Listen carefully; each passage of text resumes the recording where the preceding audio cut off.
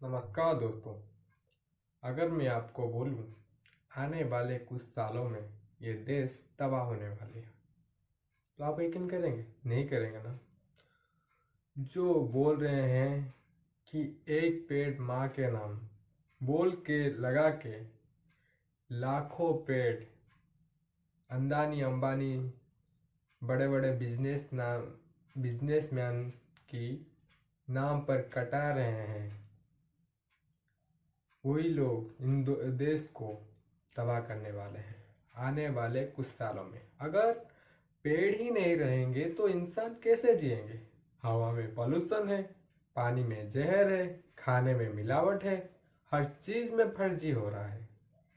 ऐसे देश में जहाँ जिसको हम बोलते हैं हिंदुस्तान, हमारे आने वाले कुछ सालों में हमारी देश तबाह होने वाली है, ये तो तय है। क्या हमने ऐसी एक पार्टी को वोट दिया था क्योंकि हमारी देश ऐसे एक तगार पर आ जाए जहाँ पे विलुप्त होने की तगार पर आ जाए, जहाँ पे पेड़ ही ना बचे? तो इंसान कैसे रहेंगे? उनको तो मिल जाएगा ऑक्सीजन क्योंकि वो वीआईपी है।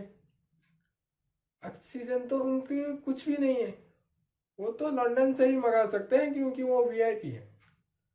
जो मिडिल क्लास अपनी कमाई पे अपनी मेहनत पे मेहनत और मजूर करके जो पैसा कमा रहा है वो खाने पे लगाए या ऑक्सीजन में लगाए? हवा में लगाएगा कैसे?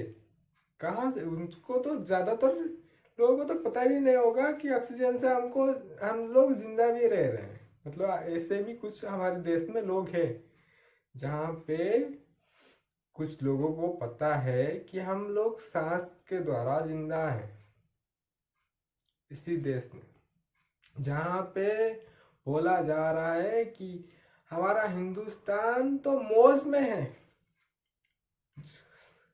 प्रधानमंत्री बोल रहे हैं मेरा देश हिंदुस्तान मौज में है। ऐसी एक मौज में डाल दिया है कि हम ना ही निकल सकते हैं ना ही कुछ बोल सकते हैं। ऐसी एक स्थिति आ गई है जहां जिसको हम बोलते हैं अरावली। अरावली पहाड़ कुछ सालों में नहीं तो कुछ महीनों में माइनिंग होने की कगार पर आ गई है। उसको रोकने के लिए लाखों करोड़ों लोग प्रोटेस्ट करने में लगे पड़े हैं क्योंकि अरावली अगर कट जाएगी उसके पीछे रेगिस्तान है जो सिर्फ और सिर्फ कैंसर के जैसे हमेशा फैलता रहता है।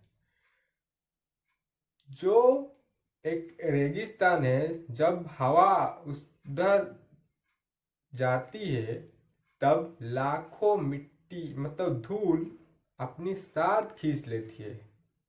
लाखों करोड़ों ट्रिप अपनी साथ खींच लेती है हवा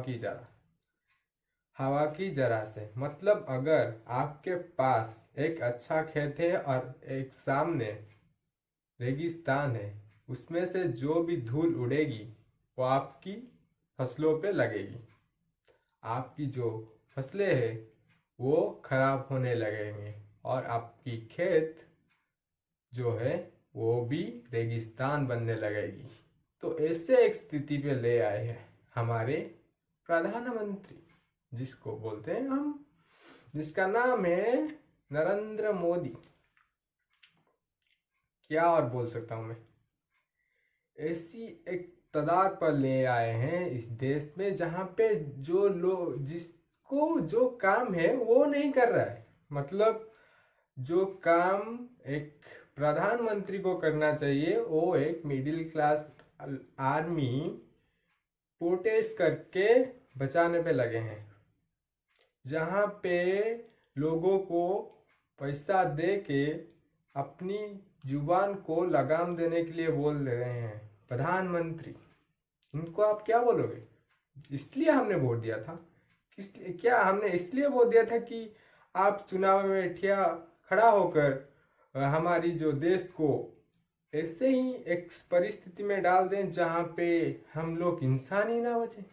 मिडिल क्लास को मिडिल क्लास की जरा नजरों में देखा ही नहीं जा रहा है क्योंकि हम लोग मिडिल क्लास हैं, वीआईपी नहीं है। जहां भी देखो चुप कुचल दे क्योंकि हम हमारी ज़रूरतें हम लोग आपको बोलते हैं। आप अगर हमारे साथ बिजनेसमैन की कगार पर आ जाएंगे तो हम किसको बोलेंगे? किसी को नहीं बोल सकते। हम लोग हमारी ज़रूरतें के लिए हम हमारी लोग के लिए खड़े हो सकते हैं। एक मिडिल क्लास अगर वोट दे सकता है तो अपनी ज़रूरतों के लिए वो खड़ा भी हो सकता है। ये हमारी दोस्ती कानून है। तो